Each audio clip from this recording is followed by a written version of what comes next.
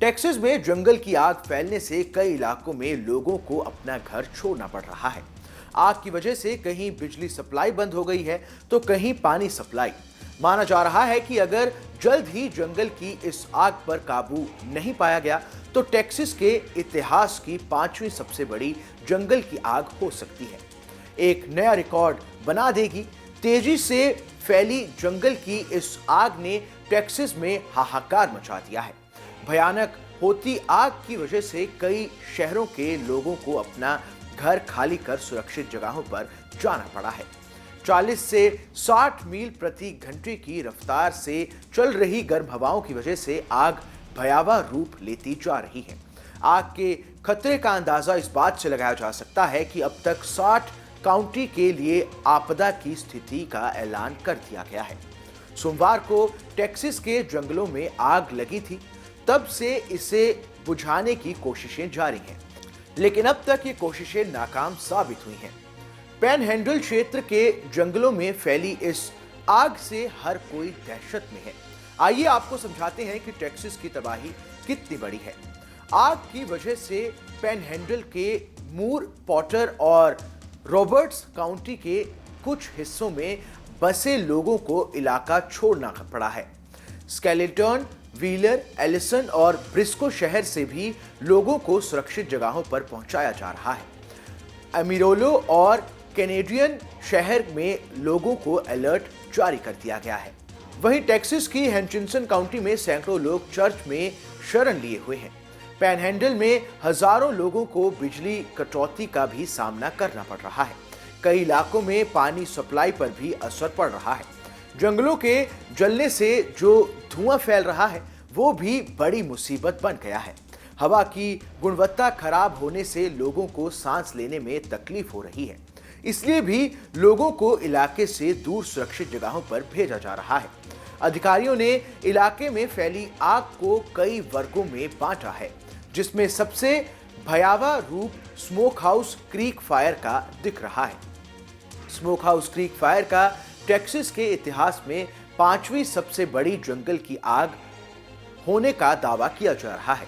इसकी वजह से इलाके के राजमार्गों को भी बंद करना पड़ा है, क्योंकि रास्ते के दोनों ओर आग की लपटें धधक रही हैं। स्मोक हाउस क्रीक फायर की वजह से अब तक 1 लाख एकड़ का क्षेत्र जल चुका है। वहीं जूलियट पास फायर ने 3000 एकड़ की जमीन को जला दिया है। अमेरिका के जंगलों में आग लगना कोई नई बात नहीं है। कैलिफोर्निया से लेकर टेक्सास तक, यहां तक कि हवाई द्वीप के जंगलों में भी कई बार आग लग चुकी है। पिछले वर्ष सितंबर में हवाई के जंगलों में अमेरिका के 100 वर्ष के इतिहास की सबसे बड़ी आग लगी थी। इसमें 90 से ज्यादा लोग मारे गए थे, जबकि मौई और लहाना जैसे शहरों में 2000 से ज्यादा बिल्डिंग्स जल गई थी। आग की वजह से हवाई में करीब 50,000 करोड़ का नुकसान हुआ था। इससे पहले कैलिफोर्निया में वर्ष 2018 में लगी कैंप फायर की वजह से 85 लोगों की मौत हुई थी। इसमें करीब 18,000 घर, बिल्डिंग्स और ऑफिस जल गए थे। तब आग की वजह से 1.53 लाख एकड़ का एरिया जल गया था। वैसे पिछले 10 सालों में अमेरिका के जंगलों में आग से नुकसान की बात करें तो साल 2014 में आग से 60.4 एकड़ के जंगल जलकर खाक हो गए। अगले वर्ष 2015 में आग की लपटों से 79.1 एकड़ का लैंड जल गया था। साल 2016 की बात करें तो ये आंकड़ा 125.7 एकड़ तक पहुंच गया।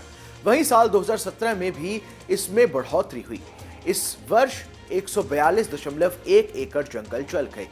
वर्ष 2018 में हालांकि आग से थोड़ा कम नुकसान हुआ। इस वर्ष 118.1 एकड़ जंगल आग की भेंट चढ़ गई। वर्ष 2019 में ये आंकड़ा गिरकर 25.5 एकड़ तक रह गया, जबकि साल 2020 में पिछले वर्ष से मुकाबले ज्यादा नुकसान हुआ और ये 40.1 एकड़ तक पहुंच गया। साल 2021 में 57.7 और साल 2022 में 143.9 एकड़ जंगल आग में जलकर खाक हो गई।